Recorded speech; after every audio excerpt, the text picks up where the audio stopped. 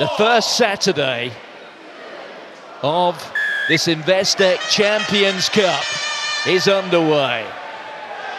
And the tippy toes of Salvatio Tolafua getting onto the white line.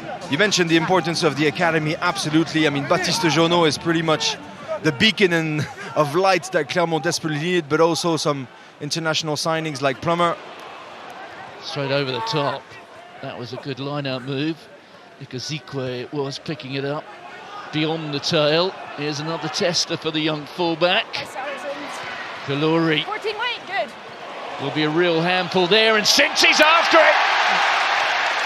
Well, the Clermont players are looking at one another, rather assuming that was going into touch, but that is one of the vagaries of these pitches. That ball just sitting up and almost with backspin, if you like, so close to the touchline. But the one person who continued to chase it was Lucio Sinti. I think Etienne Fourcade, the Clermont hooker, just stopped. Lucas Tozan did not push. You're dead right. I think they thought that bounce was going to bounce again and end up out, but it just bounced straight up. And you got to provoke a little bit of positivity.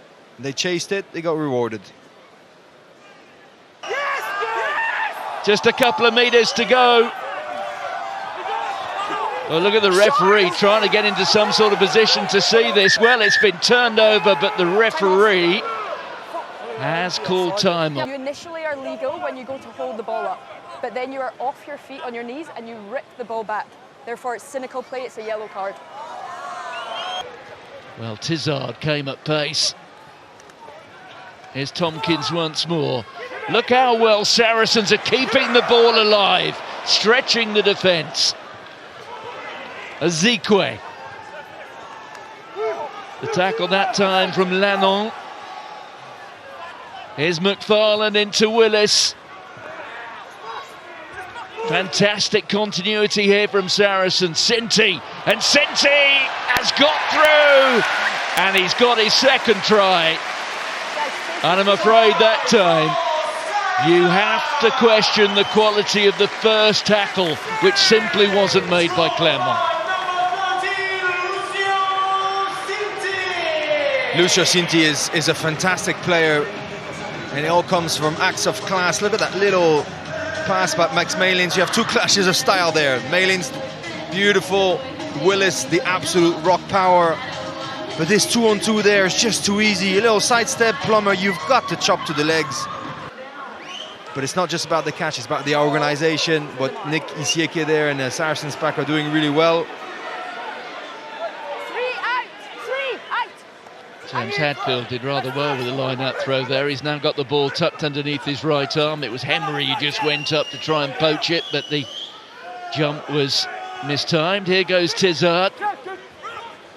Really is becoming a crucial presence in the boiler house there for Saracens. There's Malins. Can he get to the end of it? He can get his left foot onto it. Well, Malins pursuing Bautista. Delgi, and Delgi's missed it. Malins hasn't. And Saracens have their third score.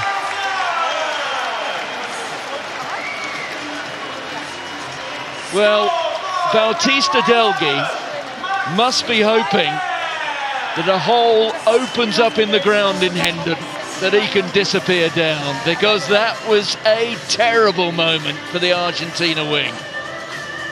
Yeah, Saracens finding Owen Farrell again, who knows absolutely where to drop the ball for Max Malins. Perfect. That's what this young man can do. Bear in mind, the last time Saracens won this competition, Kaluri wasn't even into his teens. On there from Malins. Space here for McFarland out wide. Saracens looking to clinch the try-bonus point before half-time. It will be the last play. That was Willis presenting it for Ivan van Sale. Onyama Christie getting forced back. Big tackle from Etienne Fourcade. Van Sale. Oh, and that goes through. And it is the fourth try. And it's starting to look rather too easy. James Hadfield. Special moment for the hooker.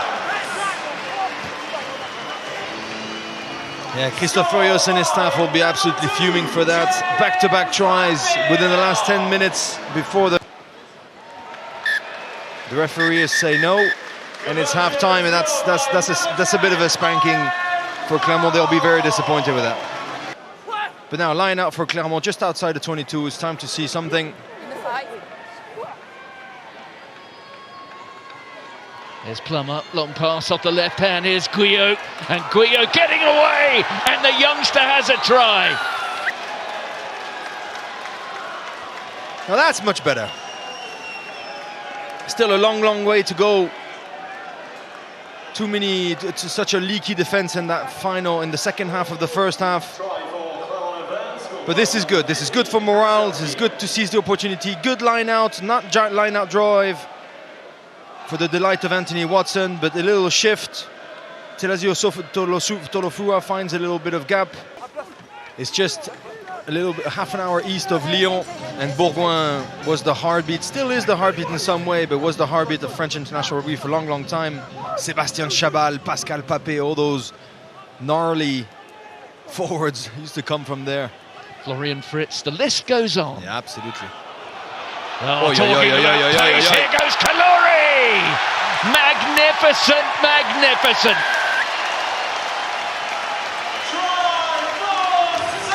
Well, if you doubted for a moment that this man is not perhaps the future of England rugby on the wing, you've just seen why now. Noah Kalori, what a start to his career he is having.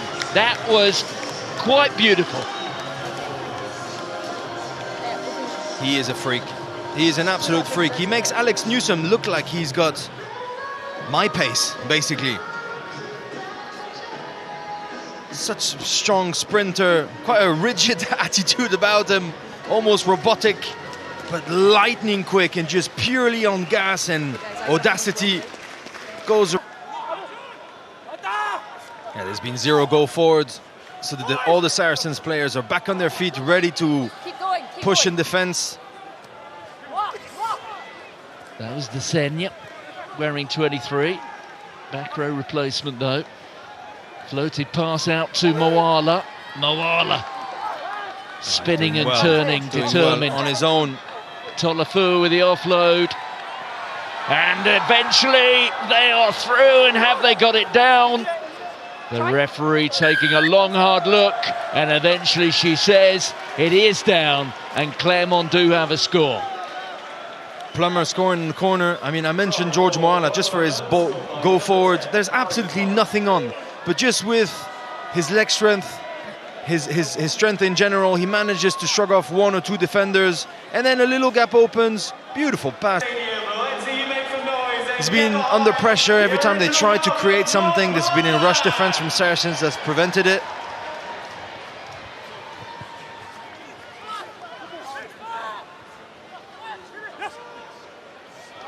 Daly.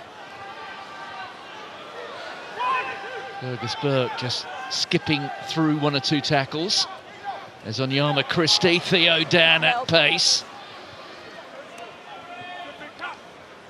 Daly once more, oh, the dummy, it's a 2-on-1, and it's going to be a coast in, but he can't see the defender. But thankfully for Hugh Tizard, he's not embarrassed, perhaps just a little bit.